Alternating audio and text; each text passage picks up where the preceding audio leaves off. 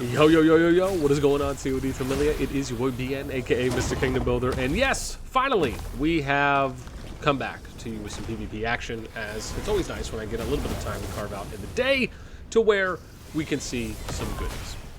Now, we are in SB2-4, just so you have an idea on this group. This is Kingdoms 3, 27, 33, 34, 41, 48, 53, 59, 79, and 87. The matchup here for SB2-4, we'll zoom in here a little bit for you, is we have, so this is the BDO versus NASA, or sorry, we have BDO RKO versus NASA LUH, right, or LA. Now, again, we'll kind of see how some of these go, right? I believe, I even heard it's going to be BDO RKO Laws versus NASA in Final Zone. We'll have to see how that plays out. This is one of the statue fights right now, which is comprised of BDO going up against NASA right now. I think this opened up a little while ago, got 43 minutes, so it's been open for about 16 minutes so far. Now, the simple mode here is interesting because obviously since the update where they have added it in, one of the things I've already noticed is that if I unclick on simple mode, you'll notice that there's a number of people here where you can't see their names. So if I unclick this, you see all the names, right? And if I do simple mode, it only lists some names, right? And my thought, so I mean, this to me seems like an opportunity where they could make sure all the names for all the individual players are shown. Clearly that is not the case at the moment. However, maybe there could even be an option, like you could have two toggle options. So you could have one option, which would be you click it and it goes to simple mode, and then once you're in simple mode, you have two kind of sub options. One, you can show all the names, or two, you can remove all the names. Again, wondering if that might even reduce some of the load, at least when you're observing. Obviously, what would even be better is if there was just maybe like they colored them, like blue, red, or something like that. Even if it was just like a light. I mean, obviously, it might be hard to do that when you're all the way zoomed in, but something to kind of identify. Or even if it just showed the alliance tag, that could be something as well. But again, at that point, does it really impact it that much, right? That's the next question to ask, compared to if you're showing the alliance tag versus having the alliance tag plus the player name. However, we are here in Zone 1 watching a statue fight between the two alliances. Right now, it has seemed for the most part that BDO has retained and remained control, at least for the few minutes I was watching prior to us recording. Now, usually what we talk about when it comes to strategy generally for statue is that you want to try and utilize multiple lanes, right? You don't want to just limit yourself to, we're just going to kind of do the back and forth fighting up front, right? One tactic that they could be applying is flanking up the top, right? And that basically is where they come down here, they come over here around the top, and then they create a third lane. Why? Look at what everyone's doing, right? It's basically like a sideways S, so to speak. So they're coming in the shortest one, and they're doing the same thing. So again, you have to think about how do you maximize the tactical opportunities in or within this mini event based on the lanes you have access to. So this to me would be an option where they could be sending people here, you send people around, you could have flyers come over the top, right? So you could have flyers that come like this or come over here, come over the top, they can attack the flanks. You could have other units that are coming around, maybe Cav as an example, to come and hit some of these backline mages and archers. This is actually, again, if they're playing it out this way, this is one of the options that you have available to you when you really think about it, for Cav to actually shine a little bit in statue fights, at least based on what we're seeing right now. And then you could even do the same thing and come over here if you want to attack the people that are coming in.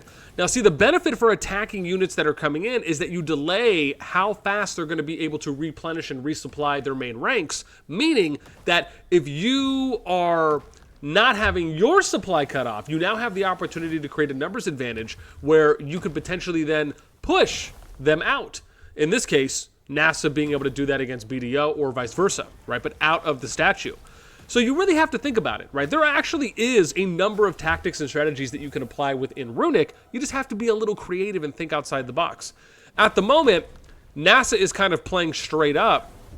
Now, if we go and we kind of look at the inner workings, the challenge here as well is that when you're splitting up on the lane, you have to be that much more, like this is the thing, right, is that and let me give an example. I wonder if I can, let's do this, right? So I can really show you and kind of hammer this point home. Oops, that's too far. There we go. So let's use this, and it's probably going to take a sec to catch up. There we go. So let's do this. This is what we're going to do. So we can really hammer the goods home for you guys. Let's move this, something like that. Is that good? Ish. Okay, there we go. So, hammering this point home, right? When you're coming in and you're coming down here, and then you're going to break here, or you're going to break around and come up this lane, you have to think about width. This is something that's really important that you often will hear me talk about when it comes to having good positioning on the field. You need to make sure that if you're fighting in these lanes here, think about how many units can you spread out here. And are you in a position to where you can create or take less or more AoE damage from your opponents? I would argue that when you're fighting here in the valley or between the cliff, it is not advantageous. You can make an argument that this side is actually better because it widens sooner than the north side does, right? Probably vice versa as well, right? So like the top side over here widens more than this side does, right? So because of that, you need to be thinking about how do I utilize as many lanes and as many avenues as possible, right? So if you're going to run whatever units you're going to run in here, which predominantly, what do we see? We're seeing archers and mages. That's basically what it is. Some cav, but for the most part, it's archer mage. So in this case, when you're coming down, you should be thinking about, okay, I'm going to break and go down this lane so then I could potentially flank back here. Maybe even hang out here, right? So this can kind of be like my chill zone.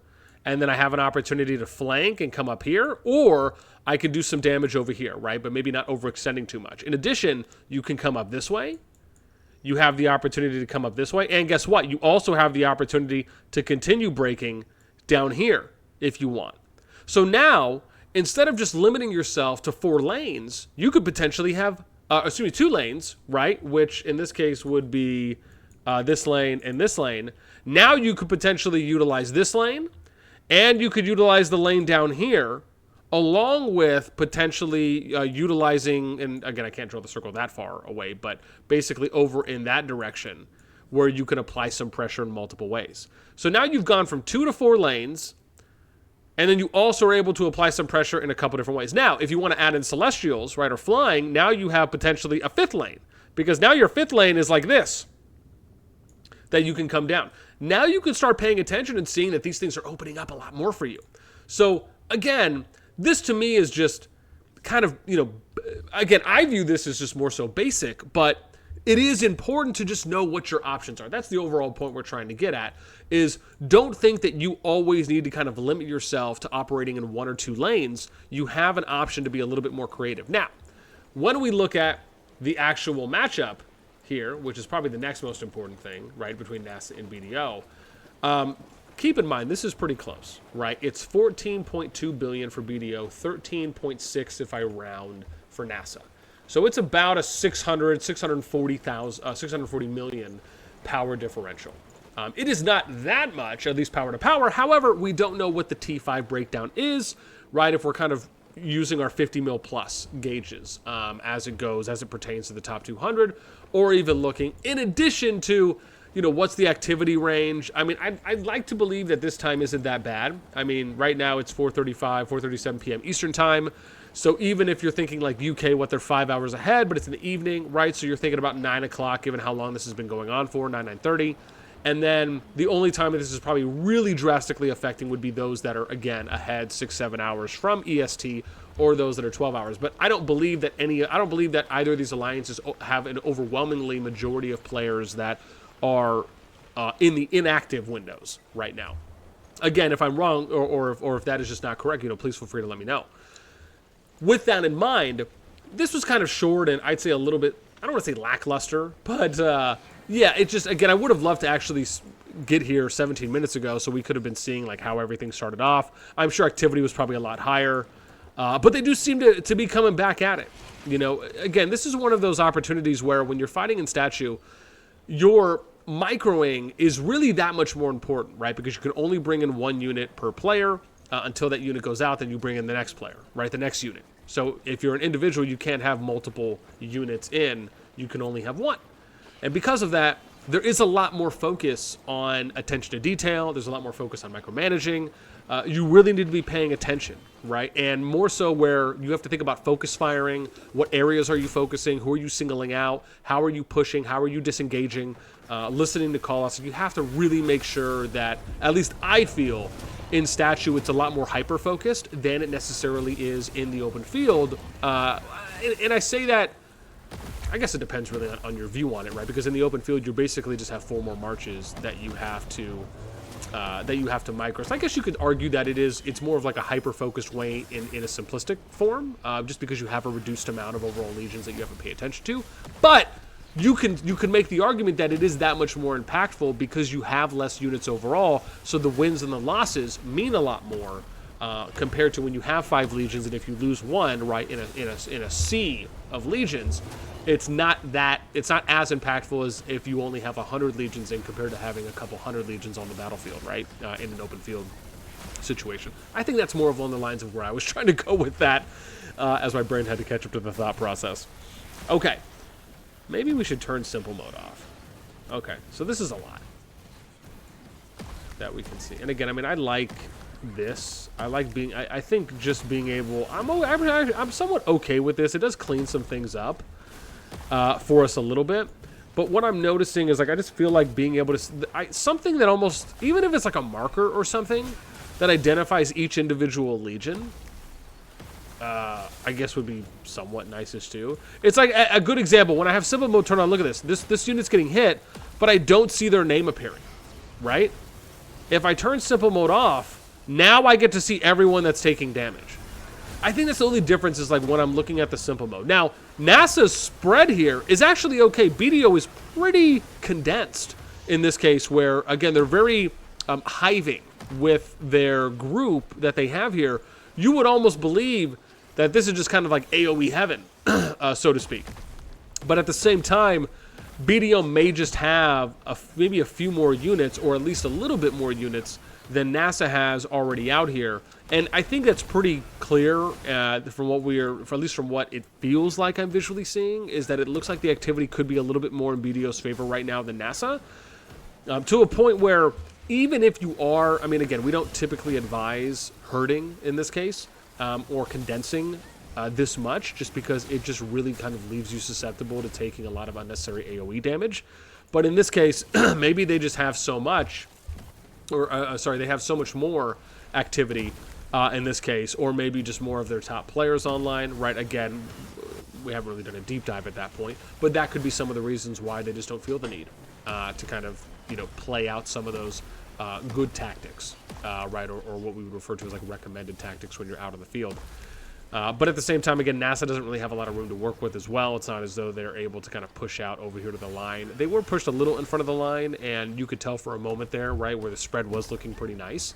It wasn't as though, like, for example, we ended up seeing where we could see that they were spread kind of like here. But then you ended up on the opposite side seeing BDO was kind of like mostly condensed to here. Right, and so they weren't spread out as wide. But again, at the same time, sometimes if you're not really able to match either if you can't match power and or activity,